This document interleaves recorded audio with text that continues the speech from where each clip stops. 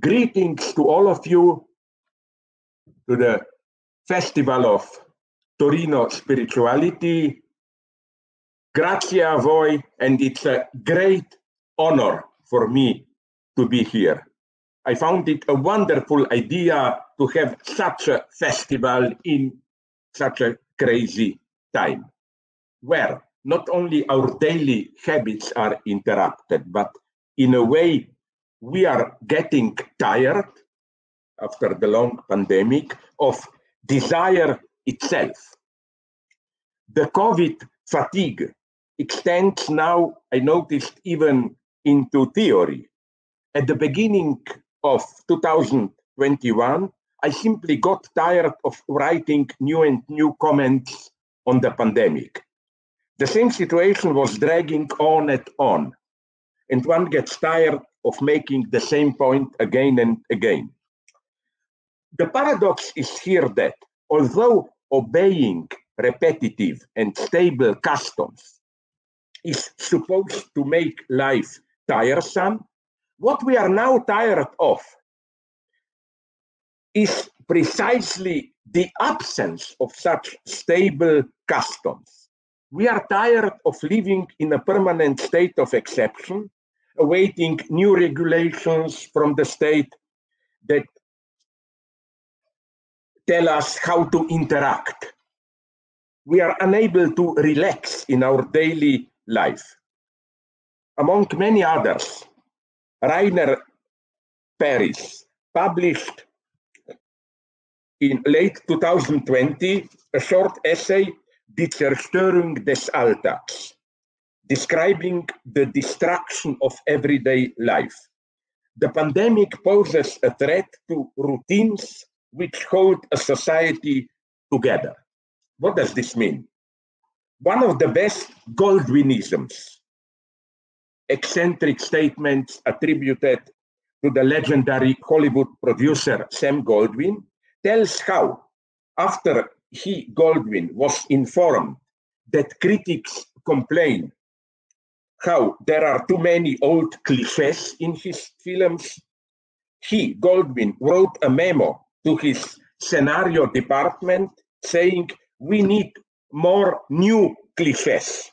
He was right.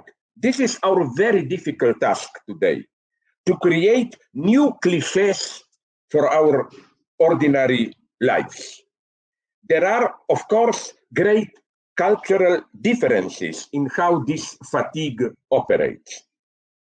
Byung-Chul Han is right when he points out that COVID fatigue is much greater in Western developed societies because subjects live here more than elsewhere under the pressure of what Byung-Chul Han calls the compulsion to achieve. A quote from Han. Social media turn all of us into producers, entrepreneurs whose selves are the business. It globalizes the ego culture that erodes community, erodes anything social. We produce ourselves and put ourselves on permanent display. This self-production, this ongoing being on display of the ego makes us tired and depressed. Fundamental tiredness is ultimately a kind of ego tiredness. The Home Office intensifies it by entangling us even deeper into ourselves. Other people who could distract us from our ego are missing. An absence of ritual is another reason for the tiredness induced by the Home Office. In the name of flexibility, we are losing the fixed temporal structures and architectures that stabilize and invigorate life. End of quote.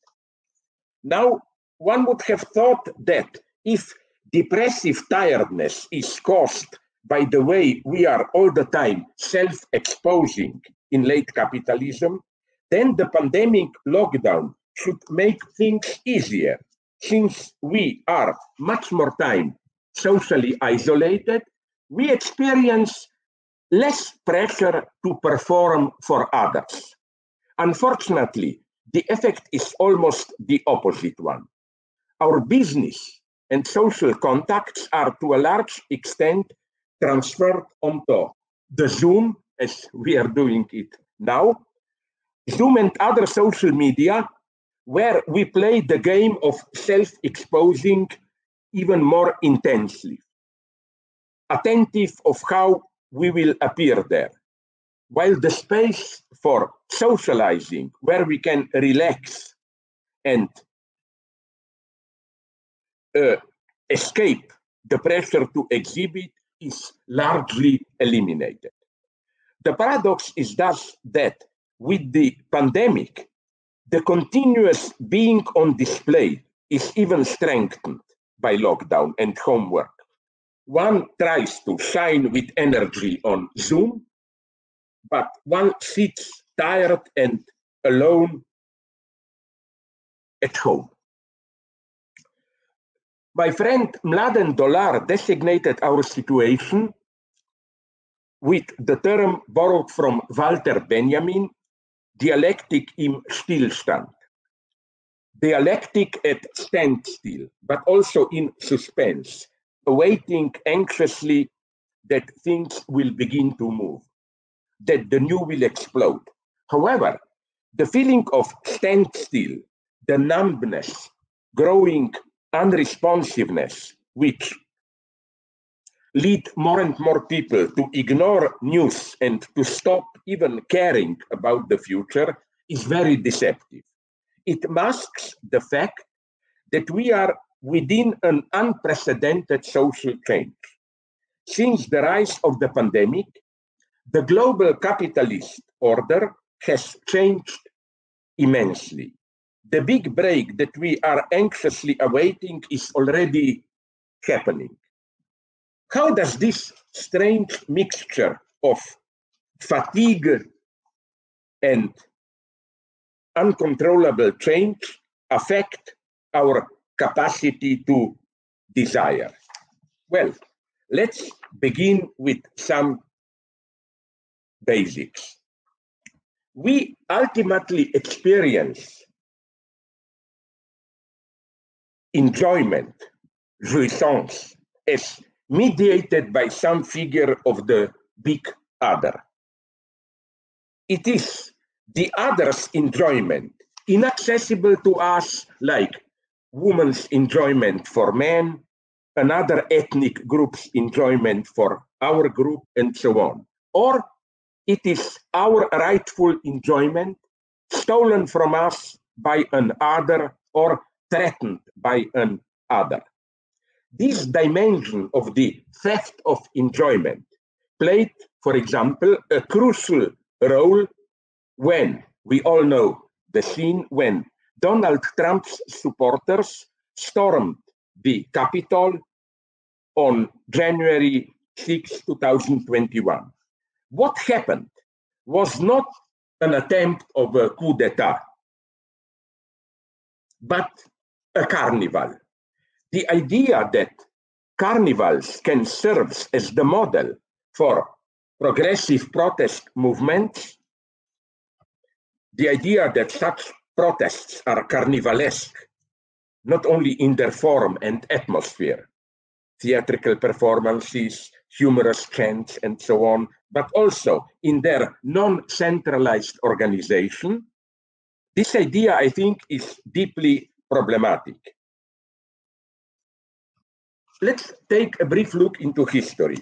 Was the infamous Kristallnacht in 1938, half organized, half spontaneous outburst of violent attacks on Jewish homes, synagogues, businesses, and the people themselves in Germany, was it not a carnival?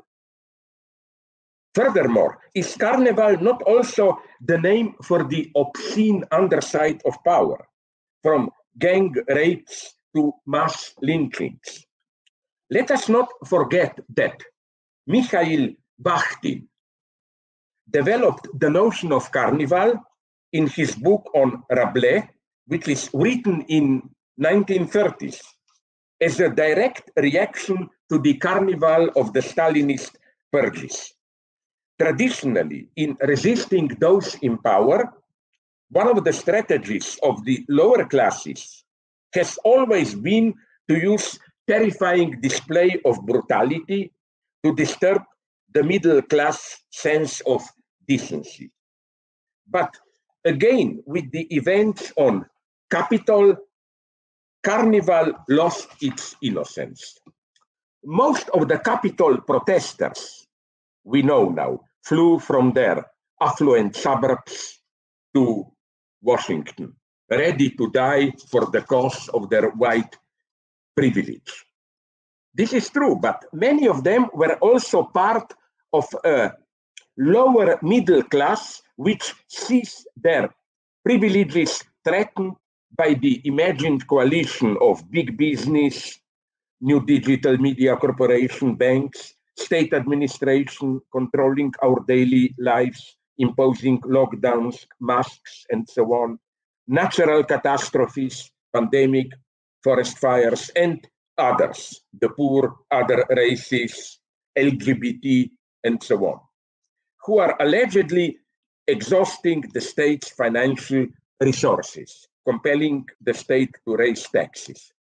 Central is here the category of our way of life, socializing in bars and cafeterias or in large sport events, free car movement, the right to possess guns, rejection of everything that poses a threat to these freedoms, like masks and lockdowns, and rejection of state control. Everything that poses a threat to this way of life is denounced as a plot. This way of life is clearly not class neutral. It is the way of life of the white middle class who perceive themselves as the true embodiment of what America is about. So when we hear that the agent of this conspiracy did not just steal elections, but is taking from us, gradually eroding our way of life, we should apply here another category, that of the theft of enjoyment. Jacques Lacan predicted way back in the early 1970s that capitalist globalization will rise to a new mode of racism focused on the figure of an other who either threatens to snatch from us our enjoyment, the deep satisfaction provided by our way of life, or itself possess and display an excessive enjoyment that eludes our grasp, like anti-Semitic fantasies about secret Jewish rituals, white fantasies about superior sexual prowess of the black man, the perception in the United States of Mexicans as rapists and drug dealers, and so on. Enjoyment is not to be confused here with sexual or other direct pleasures. It is a deeper satisfaction in our specific way of life, or in paranoia about the other's way of life. What disturbs us in the other is usually even embodied in small details of daily lives. Like the usual liberal tells us today something like, I don't have anything against Jews, Arabs, Africans, and so on. I just don't like the smell of their food, or their music is too loud for me, and so on and so on. Something disturbs you. Their laughter is too loud, and so on. So this enjoyment, which is not direct enjoyment, but enjoyment in a certain way of life, is, I claim, close to what Jacques Lacan called surplus enjoyment. Surplus enjoyment as something that adds itself to, let's call it, the zero level enjoyment. Now we should bear in mind that it was Marx's notion of surplus value, Mehrwert, which enabled Lacan to deploy his notion of surplus enjoyment, plus de jouir, mehr Lust. The predominant motive which permits all Lacan's references to Marx's analysis of commodities is the structural homology between surplus value and surplus enjoyment. Freud called this surplus Lustgewinn, a gain of pleasure, which does not designate a simple stepping up of pleasure, but the additional pleasure provided by the very formal detours, obstacles in our effort to attain pleasure. A crazy example of this surplus enjoyment that a friend of mine told me from United States is what he saw in a big Walmart store. When he exited the store, he found there many shopping carts full of items thrown into them, but the shopping carts were simply abandoned there. He asked what is going on, and he was told that because of the economic crisis, many people cannot afford to buy a lot as they were used to. You know, you go to a big store, you have a cart, you just throw things in. So they don't buy anything. They just go in there, throw things in. The pleasure is simply this procedure of playing the game as if you are buying things, and then they leave the store. They buy nothing. They get a pure surplus. Just the surplus without the basic gain. Another example of Lustbeginn would be the standard experience of psychopathology. A certain prohibition forces you to renounce a pleasure. But then, in a typically perverted way, you start to enjoy rituals of renunciation themselves. Repression of desire reverts into desire of repression. For example, you know that you will be punished for some prohibited acts, traditional example, by being beaten or whipped, and then you start to enjoy this very procedure of whipping, beating yourself, and so on. You know, so the lesson here is that you cannot escape these obscene pleasures. Even if you renounce pleasure, a surplus emerges, you start to enjoy rituals of self-humiliation, of renunciation itself. This is how capitalist consumerism works. It may appear that capitalist consumerism is inherently hysteric, because the game of consumerism is you buy this, you expect that this will be the real thing, what brings you full satisfaction, but you are always disappointed. This is not it, so okay, let's buy another object. It's again not it, not what you were really looking for, and then the game goes on endlessly. But I don't think it functions like that. I think that today's consumerism is a form of perversion, which means that you know in advance that what you will buy, a certain type of shoes, of hat, or whatever, will not satisfy you. You know that this is not it, but nonetheless, you go through the process on and on and on. It's a cynical stance. You don't expect anything, but nonetheless, the form as such of going on buying things satisfies you. Now, this brings us to capitalism. Why does capitalism today exert such ideological fascination?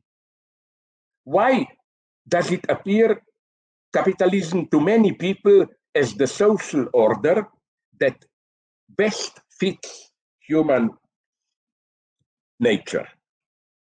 Even many leftists privately admit that capitalism is the only thing that really works, and they resign themselves to a more welfare and human rights oriented capitalism, abandoning socialism as an impossible, unworkable utopia. Here I would like to refer to the work of my friend Todd McGowan, who provided a Lacanian explanation of the resiliency of capitalism.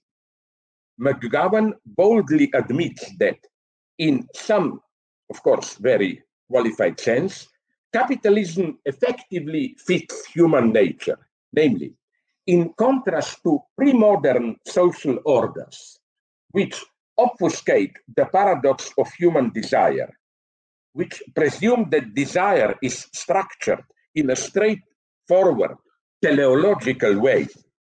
We humans strive towards some ultimate goal, but it happens, happiness, ultimate goal, be it happiness or another kind of material or spiritual fulfillment, and we want to find peace and satisfaction in achieving this goal. But capitalism is the first and only social order that incorporates into its functioning the basic paradox of human desire. This paradox concerns the functioning of surplus in our libidinal economy. Whatever we achieve is never that. We always want something else, something more. And the ultimate aim of our desire is not to achieve some ultimate goal, but to reproduce its own endless self-reproduction in an ever-expanded form. This is why the imbalance of the system defines capitalism. Capitalism can only thrive through its own constant self-undermining and revolutionizing. The paradox is that because we desire the surplus that eludes every object, our very orientation towards pleasure and satisfaction compels us permanently to sacrifice available satisfaction on behalf of some satisfaction to come. In capitalism, hedonism and asceticism coincide. Or, to quote the concise recapitulation of this paradox by Todd McGowan, a brief quote, capitalism hides sacrifice and thus enables us to find our satisfaction in it without ever admitting the link between sacrifice and satisfaction. All satisfaction depends on some form of sacrifice, of time, of resources, of utility, and so on. But capitalism disguises sacrifice as self-interest, which enables capitalist subjects to engage in satisfying sacrifice while believing that they are just pursuing their self-interest. It's clear, the idea of this paradox. Again, to recapitulate. According to Jacques Lacan, our desire is not really to achieve the goal, but to reproduce itself as a desire. I want that, but I never get it, and I don't want ever to get it. I just want to again and again search for it. And this is how capitalism works. Yes, it is oriented towards consumerist satisfaction and so on, but you never want to be there. You always say, okay, I will rather invest this and sacrifice my recent pleasures for some future satisfaction, which of course never comes. So capitalism is a paradox of hedonism, which pushes us to sacrifice all the time. Now, there is another aspect in how capitalism and sexuality are linked. You know, Roland Barthes said years ago, language as such is maybe a fascist phenomenon. I'm tempted to say that capitalism as such is in some sense a sexual phenomenon, incorporating the basic paradox of human sexuality.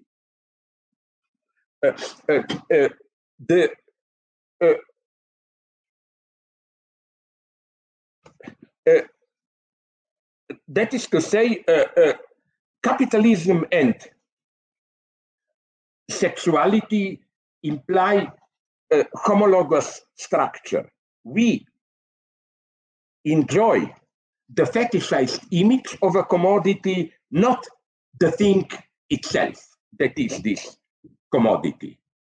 We often criticize capitalism as fetishized. You don't get the real object, you are just satisfied by images and so on and so on. And we claim this is how sexuality works under capitalist conditions. But I think that this gap between the stupid reality of the thing and its image is already inscribed into sexuality itself. This is the lesson of Freud. Let me explain this. About a little bit over a year ago,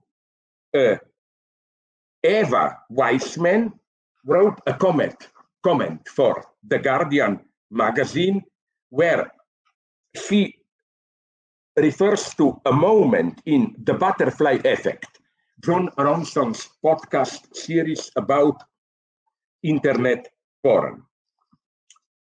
She refers to a scene where, on the set of a porn film, an actor, in the middle of doing it, penetrating a lady, loses his erection.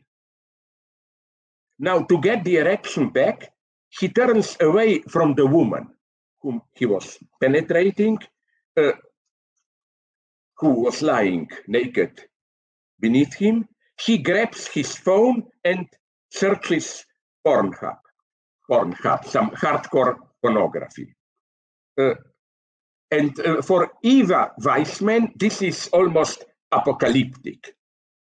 She comments to it, something is rotten in the state of sex. What shocks her is that while you are there with the real woman, doing it with her, you lose erection. So you need to escape to your iPhone, to digital space, to visual pornography in order to get excited again to do it in reality. But for psychoanalysis, this is not just unnatural, wrong sexuality. Something is rotten in the state of sex as such. Human sexuality is in itself perverted, exposed to sadomasochist reversals, and specifically to the mixture of reality and fantasy. Even when I am alone with my partner, my sexual interaction with him or her is inextricably intertwined with my fantasies.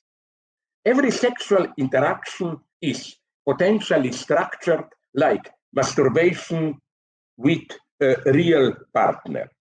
I use the flesh and body of my partner as a prop to realize or enact my fantasies.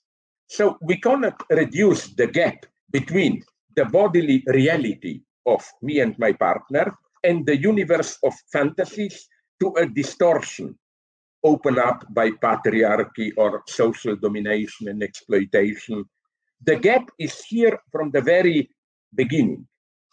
So I must say I quite understand the actor who, in order to regain erection, searched Pornhub. He was looking for a phantasmatic support of his performance. It is for the same reason that, as part of the sexual intercourse, one partner sometimes asks the other to go on talking, usually narrating something dirty. Even when you hold in your hands the thing itself, the beloved partner's naked body, this presence has to be supplemented by verbal fantasizing. So back to Eva Weissman. She concludes her comment by saying, by attempting to understand the shadowed new landscape of porn, we may come closer to a healthy relationship with our own sexuality. But I think this is a wrong conclusion, because sexuality is in itself not quite healthy. The shadowy aspect of pornography, these aspects do not just disturb from outside some kind of healthy sexuality, but sexuality itself is rendered possible by all the unhealthy fantasies, excesses, and so on, and so on, and so on.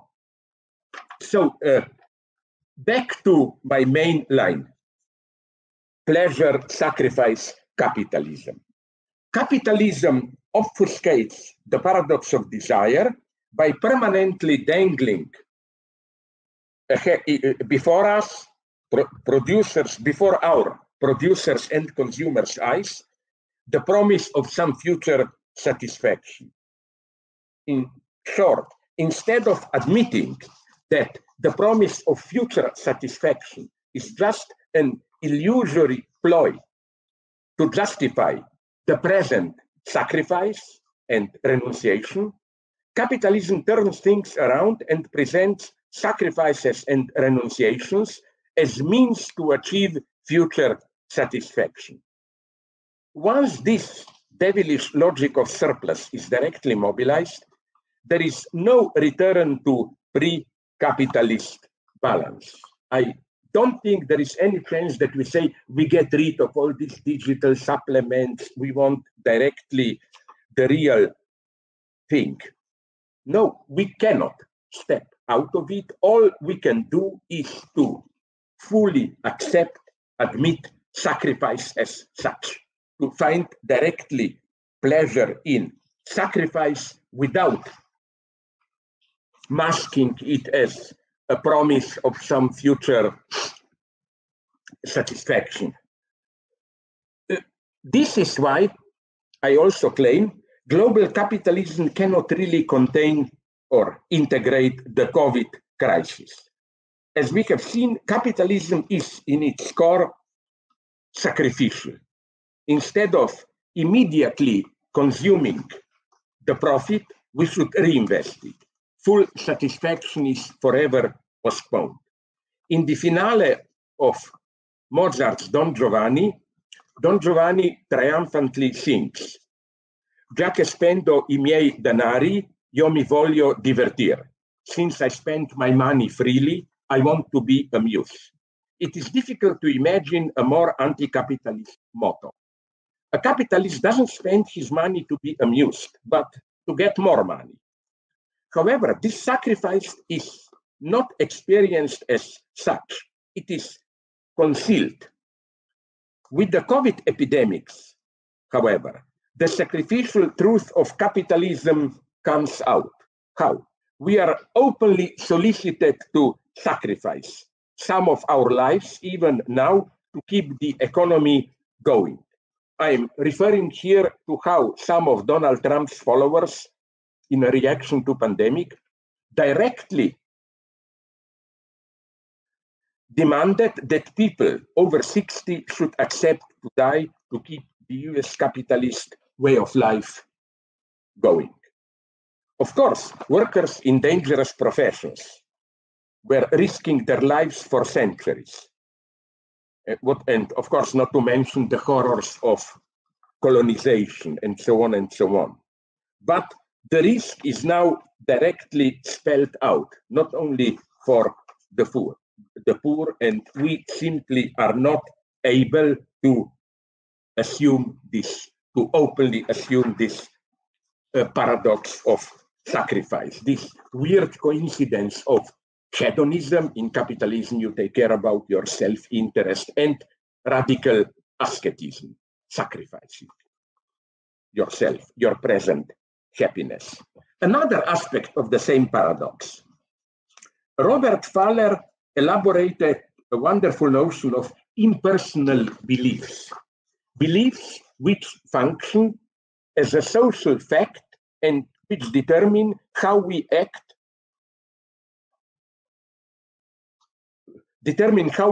although we don't really believe. The usual excuse of individuals is something like, I know it's probably not true, but I follow the rules because they are a constituent part of my community. So the status of these impersonal beliefs, nobody believes in them, but they structure our reality, is that of the big other. I don't believe in it, but some other anonymous other believes in it. An extremely stupid, simple example. How do you call it? Babbo Natale, presents for Christmas, and so on and so on. We parents buy the presents. We know that we bought them. Children know that we just pretend that it's Babbo Natale. So everybody knows that it's a play. Nobody believes in Babbo Natale. But nonetheless, this belief functions socially. We act as if we believe in it. Now, the idea of Faller is that, sorry, in parallel with impersonal beliefs, there is also something we should call impersonal enjoyment. Enjoyment which cannot be attributed directly to other subject. It's as it were the system itself which enjoys. And this is how the standard capitalist functions. He doesn't enjoy. A good capitalist works day and night. But it is as if he is fascinated by this circular movement in which capital itself enjoys its multiplication. Already this brief overview makes it clear that desire and enjoyment are not simple, basic, natural propensities. They involve intricate paradoxes. We all probably know at least the title of Freud's essay, The Ego and the Id. But you know, the true novelty of this essay, it's not simply ego and the id, but it's the third term, superego. Now, what is superego? Superego is not a higher moral agency. If one reads Freud closely, we see that, as Lacan pointed out, that superego is at its most basic the injunction to enjoy. To enjoy is not a matter of following one's spontaneous tendencies. It's rather that this excessive enjoyment, participate in orgies, do it, and so on, it's usually even painful at the direct level. You obey a strangely twisted, perverted notion of ethical commandment, of ethical duty. In this sense, Lacan was more precise than Freud. He elaborated a distinction between three terms, which Freud treats as equal: ideal ego, ego ideal, and superego. Ideal ego is simply the idealized image of myself, how I would like to appear. But ideal ego ideal is the agency whose gaze I try to impress with my ego image. When I try to appear beautiful, attractive, it's always for some presupposed gaze that I am acting. The superego is something different. It's revengeful, sadistic, punishing agency.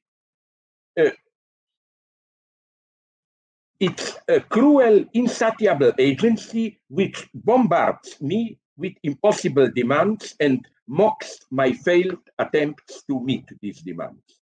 The agency in the eyes of which I am all the more guilty the more I try to suppress my strivings and meet superego demands. That's, as Freud saw it clearly, the paradox of superego. The more you obey its commands, the more you are guilty. And today, I think we are more and more in the domain of superego. Ego ideal, social normativity embodied in a big other, are disintegrated. We are more and more, I simplify the image, of course, caught in a narcissistic struggle of ideal egos, which are pushed by some insatiable superego demand to enjoy. Even patriarchal authority, fathers today, behave more and more as ideal egos. They no longer dare to assume the authority of a father. The paradox is that such a situation with the declining paternal authority does not bring more open personal freedom. No, it poses a serious obstacle to the emancipatory process. How? Let me explain this a little bit. If the symbolic law, name of the father, is losing its authority, that is to say, if there is no prohibition, then desire itself, sustained by the prospect to transgress it, vanishes. This is why permissiveness kills desire. Along these lines, Pierre Legendre and some other Lacanians, I don't agree with them, but nonetheless, it's an interesting idea, claim that the problem today is the decline of the paternal authority. In its absence, pathological narcissism explodes, evoking the specter of this primordial father, the pure superego authority which enjoins us to, commands us to enjoy. Now, although this idea is to be rejected, it correctly points out how the decline of the master figure, symbolic authority, again, in no way automatically guarantees emancipation. It can well engender much more oppressive figures of domination. So what is the solution here? Jacques-Alain Miller's solution, very sad one, is cynicism.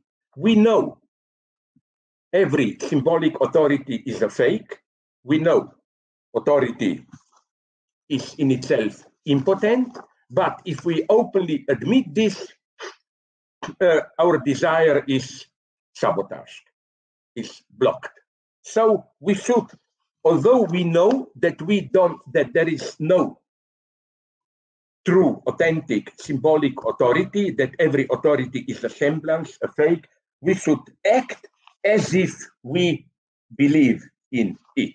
Only in this way we can,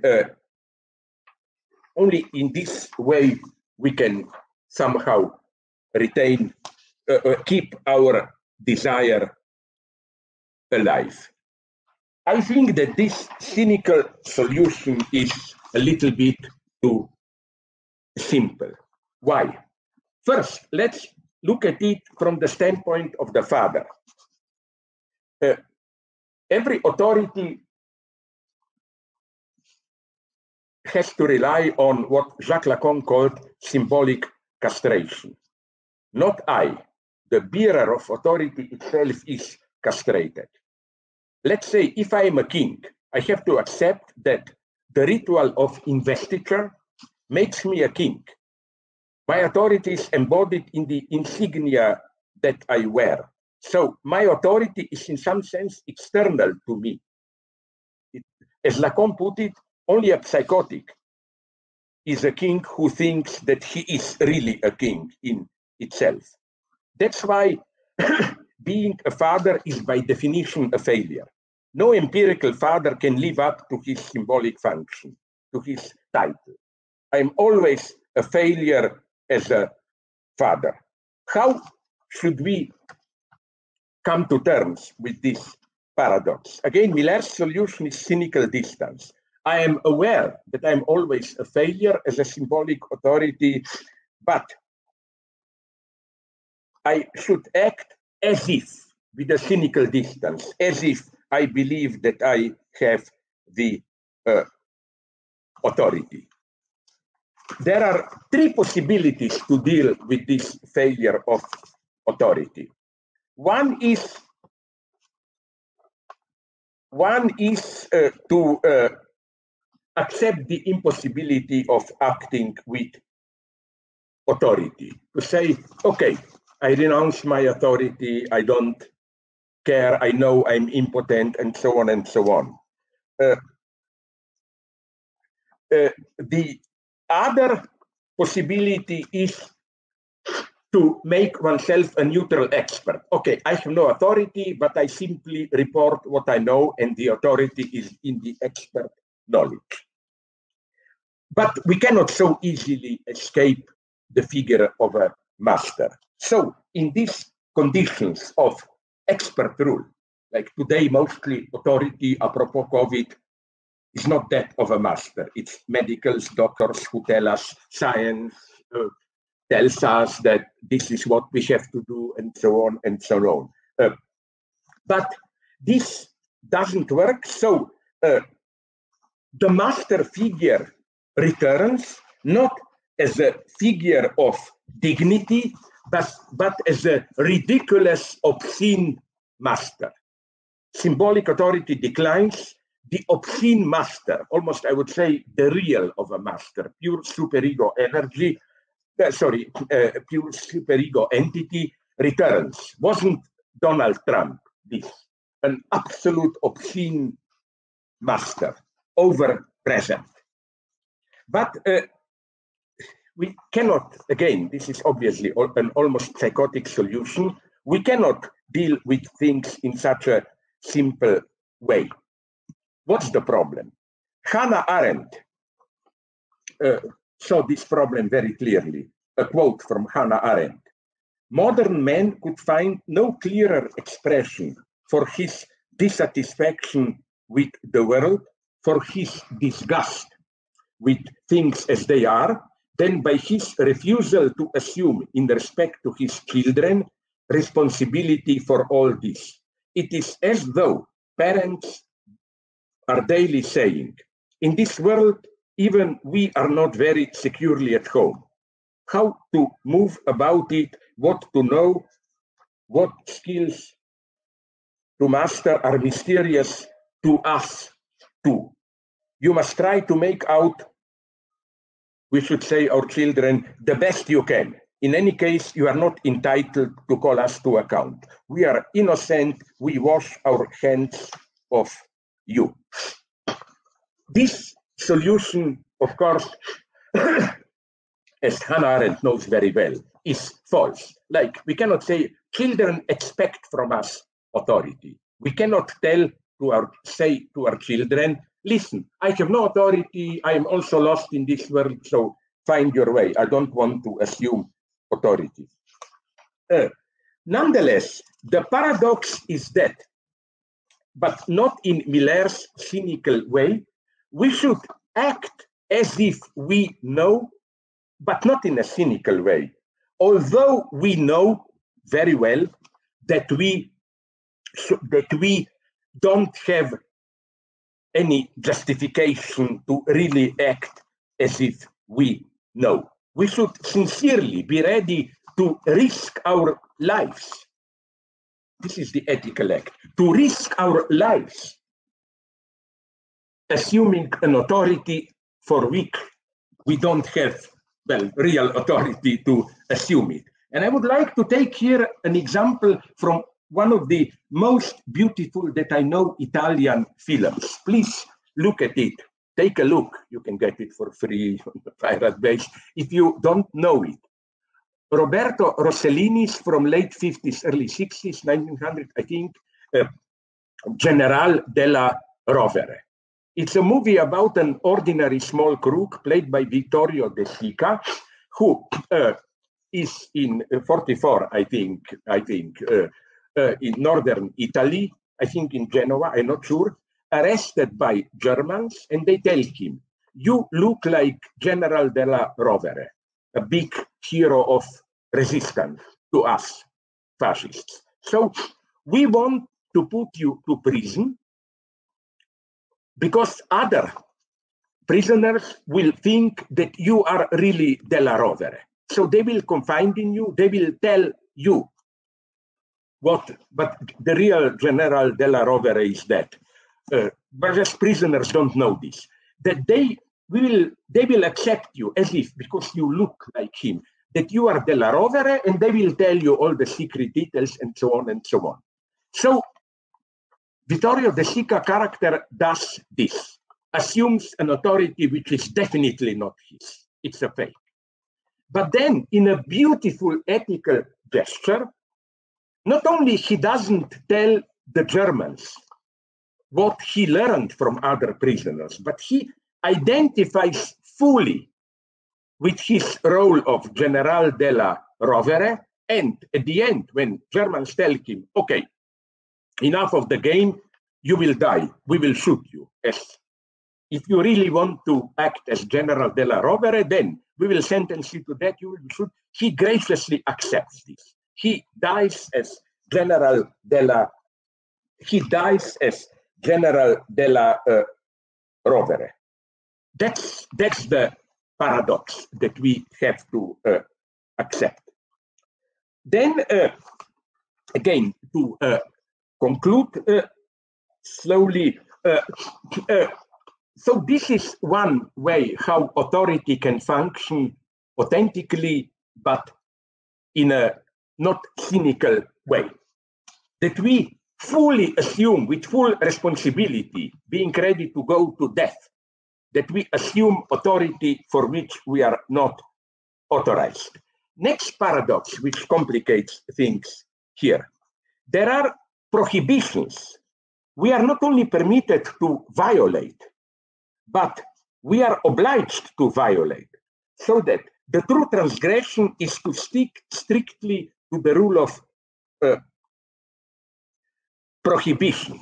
For example, in every community, departments at university, workplaces, and so on, certain things are prohibited, but you are silently expected to violate these prohibitions, just in a certain way. For example, I remember this was my big epiphany, ideological, on how ideology works.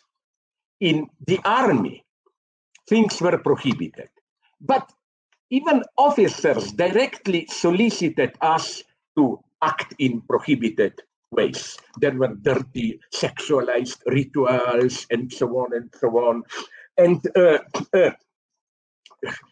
you were simply considered stupid if you did not violate the explicit rules in certain way. Then an even more complex example, that prohibitions can themselves be prohibited. Certain things are officially allowed, but in reality, you shouldn't do them. It can be dangerous, like extreme example. In Stalinist Soviet Union, it was prohibited, of course, to criticize Stalin, but it was even more prohibited to announce this publicly. You were immediately arrested if you said, in our country, we are not allowed to criticize Comrade Stalin, and so on and so on. Then this brings us to the ultimate paradox, which I already mentioned, that we don't only enjoy when we violate prohibition, we can enjoy oppression itself.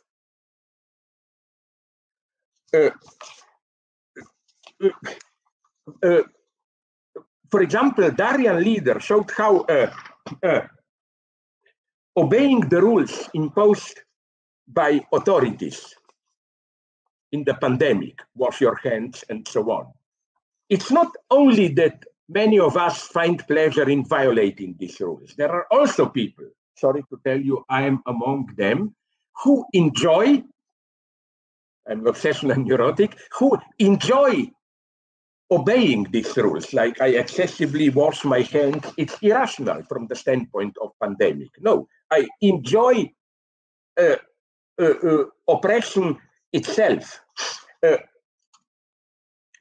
Next thing we should do here is to get clearly the opposition between oppression, repression. There are even three terms. Okay, first it's oppression, repression. They are not the same. Oppression is external, repression is the immanent self-blocking of desire. And then we have depression. What is depression? Depression is not prohibition. Depression is the loss of the loss. We lose desire, ability to desire itself. And this is, I think, what we are more and more experiencing today in our so-called permissive times. We are no longer dealing with old repression, or more radically, oppression. We are dealing with permissiveness, but then we get new regulations justified by this permissivity itself. People say, yes, of course, the goal of our life is to enjoy healthy sex and so on. But to guarantee this enjoyment, you get caught in, usually politically correct and so on, numerous new regulations, not direct prohibitions, but to have free sex, no domination, no power exercise, no humiliation, no aggressivity, and so on and so on. And of course, this is the big paradox today. We think we live in a permissible society, but this society is over-regulated through politically correct rules. You never know when you will make a mistake, and so on and so on. What's the problem here? The problem is to admit the basic fact that, again, these power distortions, domination, brutality, masochism, self-objectivization is not something external to sexuality. Sexuality, if there is a lesson of Freud, it is that sexuality is in itself pathological, unhealthy, if you want, and so on and so on. So that if you want pure, equal sexuality which is based on mutual agreement, you know, both have, in some countries, it's already the law, like in some parts of Australia, that to have sex, you have both parties have to sign an agreement that they both freely concede to sexual act and so on and so on. The problem is that in this way we get a dream of pure sex without the surplus. What if I find satisfaction in the very element of violence? Incidentally, I'm not justifying rape here, quite on the contrary. But I think things are more complex here, because one thing is rape, another thing is an element of violence, which can in itself bring enjoyment.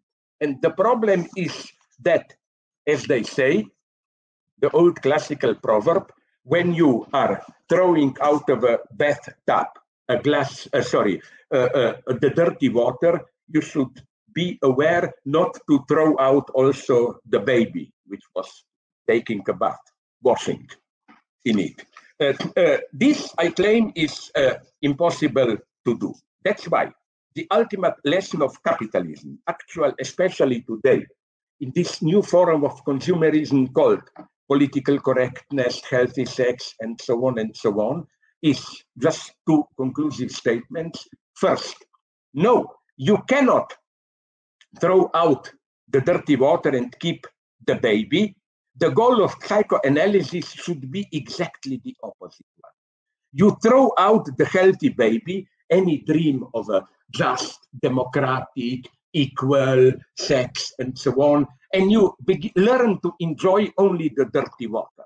Sex is not the clean baby. Sex is the dirty water which remains after you throw out, after you get rid of the baby. Second, this is the first thing, the big lesson. Second thing, this is why the goal of psychoanalysis is not, and generally what we should today, is not to strive for some pure sexuality, but to accept, not to liberate desire, but to accept and just to displace the impossibility paradox of human desire. Sorry if I was a little bit too long.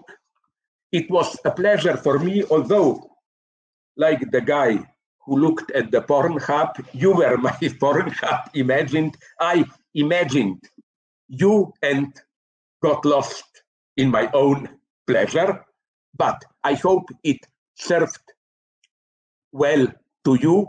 Again, I was really glad to do it, hope to do it again. Thank you very much.